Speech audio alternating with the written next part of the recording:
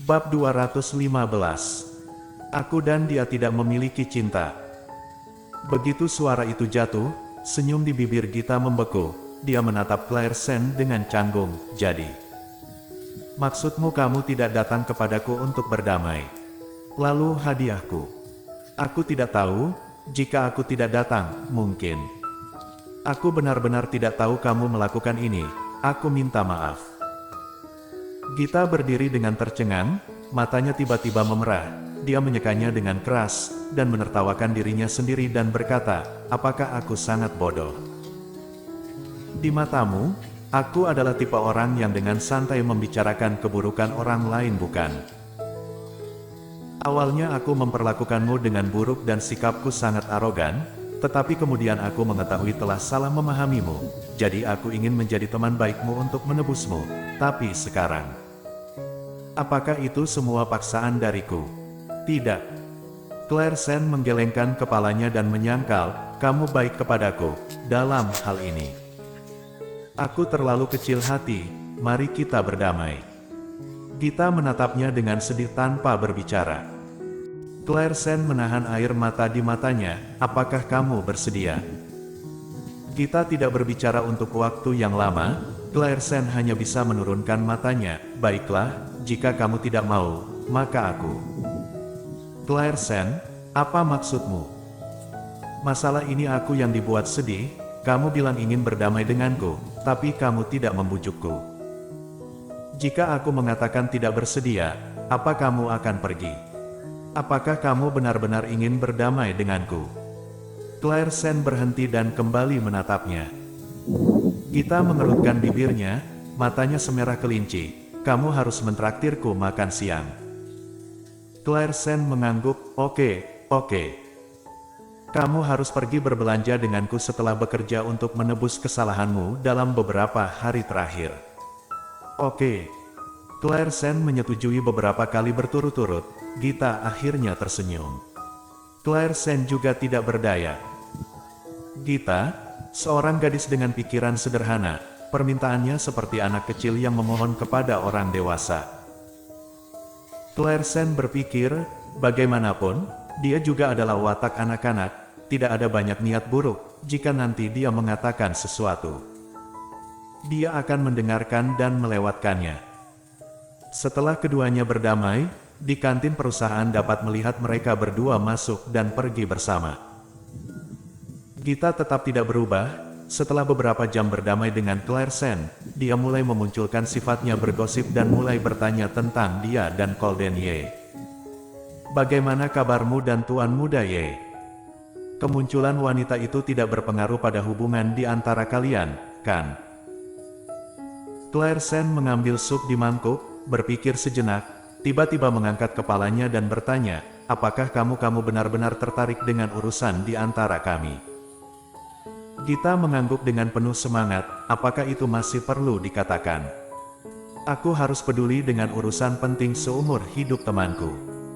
Baiklah, aku akan memberitahumu sekarang. Sama sekali tidak ada perasaan antara Tuan Muda Ye dan aku, apakah kamu percaya? Gita menatapnya kosong untuk waktu yang lama, sebelum memedipkan matanya yang besar dan berair, lalu kenapa kalian menikah? Dia adalah orang cacat, aku pikir kamu sangat menyukainya, jadi kamu menikah dengannya. Ketika mendengar kata cacat, Claire Sen mengerutkan alisnya, mengoreksinya, jangan gunakan kata cacat begitu saja. Awalnya Gita tercengang, dan akhirnya mengerucutkan bibir, bukankah mengatakan tidak ada perasaan?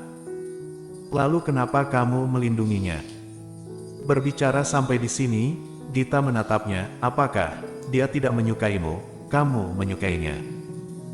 Isi hatinya ditebak, Claire Sen hanya bisa diam. Dia tidak membela diri, dia juga tidak mengatakan apa-apa lagi, hanya menatapnya dengan tenang. Gita langsung mengerti, tetapi pada saat yang sama suasana hatinya memburuk, apa tebakanku benar? Kamu sungguh menyukai Tuan Muda Ye. Tapi dia tidak menyukaimu. Kecilkan suaramu. Claire Sen mengingatkan. Baru saat itulah Gita bereaksi, mengangguk dan merendahkan suaranya.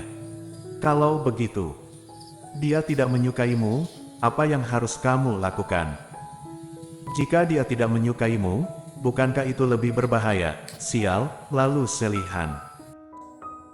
Jangan pedulikan masalah ini, tidak ada seseorang yang dapat mengontrol perasaan cinta, dan hubungan di antara kami juga sangat rumit. Singkatnya, kamu tidak usah mempedulikan hal-hal ini.